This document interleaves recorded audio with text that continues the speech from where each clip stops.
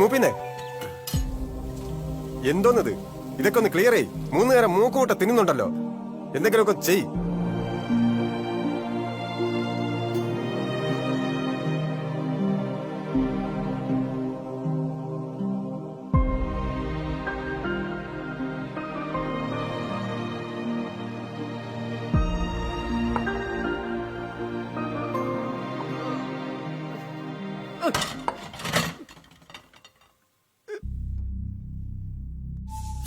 ഇയാൾ എന്തോ നീ കാണിക്കുന്നത്? അതൊക്കെ ഒന്ന് ക്ലീൻ ചെയ്തേ വേഗം.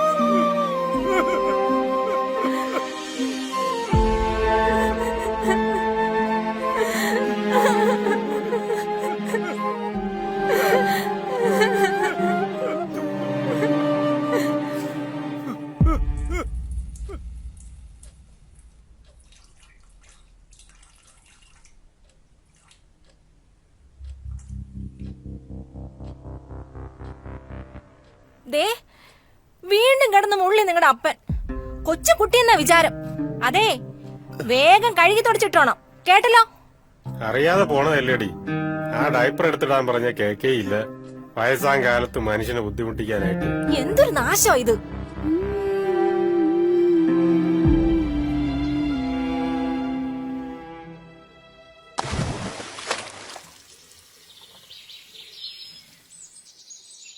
അച്ഛാ, ഞാൻ 2 ദിവസമായിട്ട് പറയാ, മെഡിസിൻ അഡ്മിഷൻ എടുക്കാനുള്ള ഫീസ് അടയ്ക്കാൻ പറ്റുമോ ഇല്ലേ?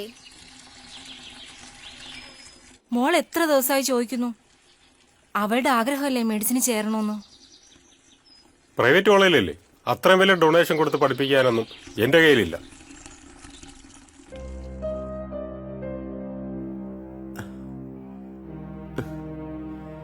ഇങ്ങതാ അപ്പാപ്പാ.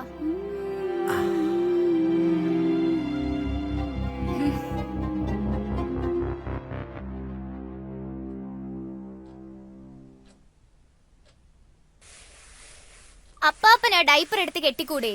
എന്തിനാണ് ചുമ്മാ അമ്മയുടെ വായിലിരിക്കുന്നതൊക്കെ കേൾക്കുന്നത്? ഡോക്ടറാവാൻ പറ്റാത്തതിന്റെ ദേഷ്യ മക്കൾക്ക്.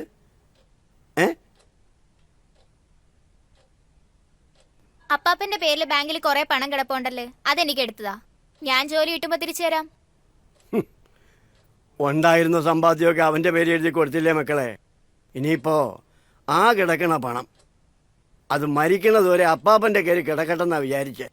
ഓ, ഞാൻ ചുമ്മാ പറഞ്ഞല്ലേ അപ്പാപ്പ, വെറുതെ ഫീൽ ആക്കല്ലേ. ഇപ്പൊ അപ്പാപ്പൻ പറയണത് വെറുതെ അല്ല മക്കളെ.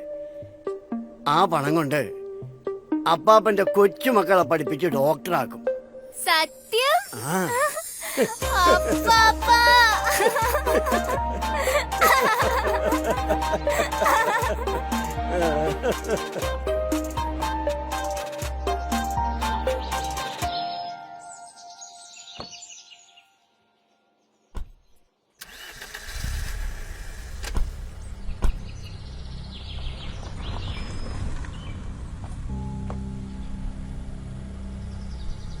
അപ്പാപ്പ പോയി പഠിച്ചിട്ട് വാ മക്കളെ.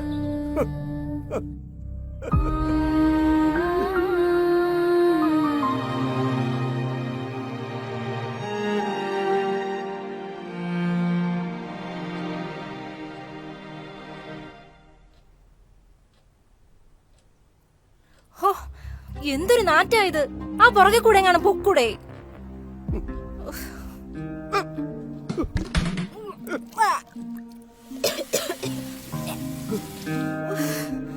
സഹിക്കാൻ പറ്റുന്നില്ല. ആ തറവാട്ടിലെങ്ങാനും കൊണ്ടേ നാക്കിക്കൂടെ? കുറച്ചു ദിവസം അവിടെ നിക്കട്ടെ.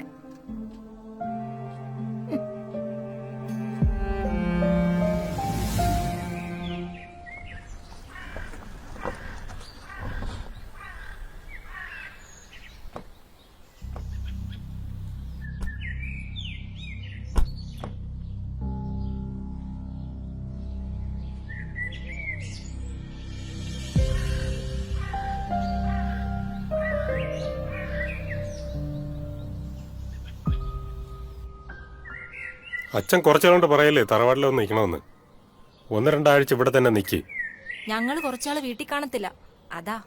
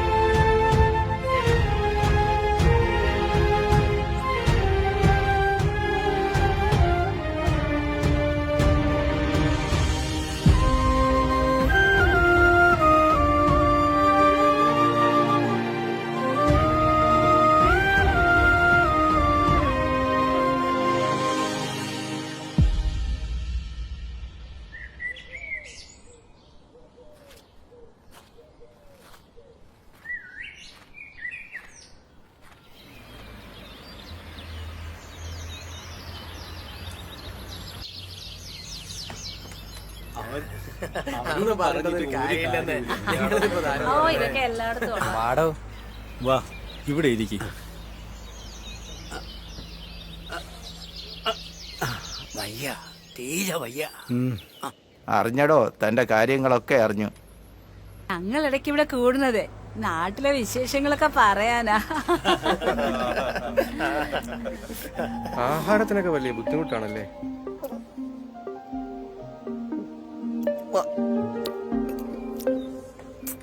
വലിയ അഭിമാനം ഇല്ലെങ്കിൽ സാമന്റെ കടയിൽ പാത്രം കഴുകാൻ ഒരാളെ വേണോന്ന് പറഞ്ഞു 3 നേരത്തെ ആഹാരം കിട്ടും.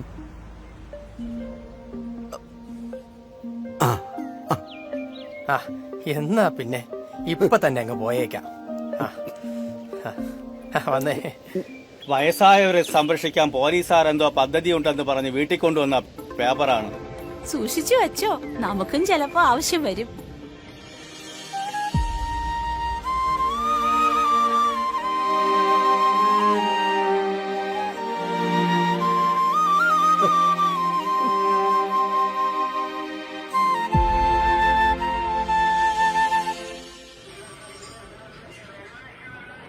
നമസ്കാരം സാർ. സിഎ സാർ വരാൻ പറഞ്ഞു. ആ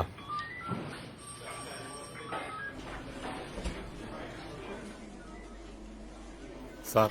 ആ ദാസ് ഇരിക്കൂ.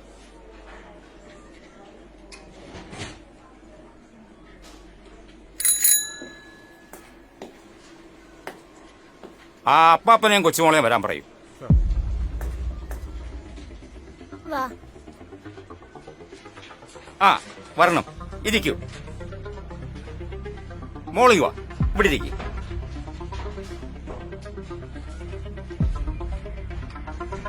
എന്ത് പറ്റി മോളെ? മോൾക്ക് എന്ത് പറ്റിയെന്ന് അറിയാൻ മതിയോ? അച്ഛൻ എന്ത് പറ്റിയെന്ന് അറിയണ്ടേ? അച്ഛനെ ഞങ്ങൾ തറവാട്ടി കൊണ്ട് ആക്കിയതാണല്ലോ സാർ. ആളില്ലാത്ത വീട്ടിൽ കൊണ്ടുവന്ന് ഉപേക്ഷിച്ചെന്ന് പറ.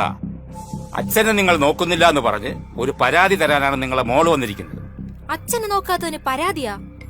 അവൾക്ക് ലോകപരിചയം ഉണ്ടോ സാർ? ഓ, അതിനൊക്കെ നിയമങ്ങളുണ്ട് മാഡം. ഇവിടെ maintenance and welfare of parents and senior citizen act, അങ്ങനൊരു നിയമത്തെ കുറിച്ച് മാഡം കേട്ടിട്ടുണ്ടോ?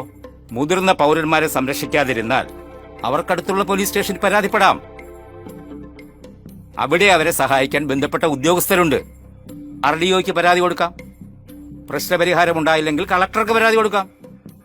ഇനി മക്കളും സ്വത്വമൊന്നും ഇല്ലാത്ത വയോജനങ്ങളാണെങ്കിൽ അവർക്ക് പാലിയേറ്റീവ് കെയർ സെന്ററിലോ സാമൂഹ്യനീതി വകുപ്പിലോ ബന്ധപ്പെടാം.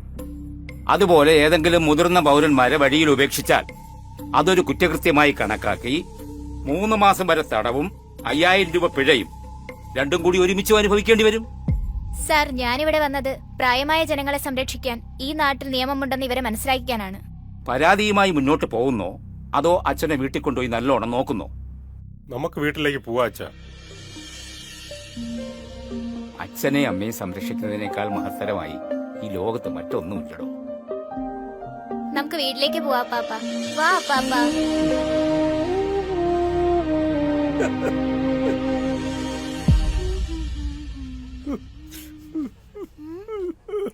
എന്താ പാപ്പ, എന്തിനാ കരയുന്നേ?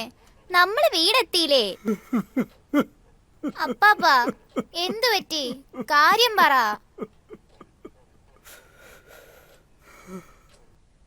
എന്റെ മോളല്ലാതെ അപ്പാപ്പന്റെ ഈ ചുക്കി ചുളിഞ്ഞ ശരീരം ആരും ചേർത്ത് പിടിക്കില്ല മക്കളെ. എന്റെ മോൻ പോലും.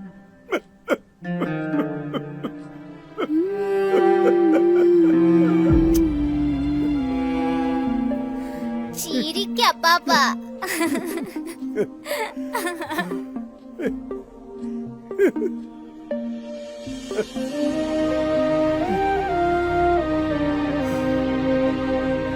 ഞാനൊരു കാര്യം പറയാം. നിങ്ങൾ അപ്പാപ്പനെ നല്ലോണം നോക്കിയില്ലേ? നിങ്ങളും ഇതേപോലെ ആവുമ്പോ ഞാനാ നോക്കേണ്ടത്. സോറി മോളെ, ഞാൻ എത്ര പ്രാവശ്യം നിന്നോട് സോറി പറഞ്ഞതാ. എന്നോടല്ല അച്ഛാ സോറി പറയണ്ടേ. നിങ്ങൾ രണ്ടുപേരും ചെന്ന് അപ്പാപ്പനെ ഒന്ന് ചേർത്ത് പിടിച്ച് സംസാരിച്ചേ.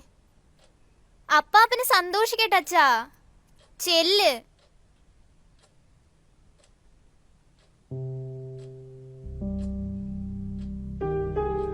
അച്ഛാ, അച്ഛാ.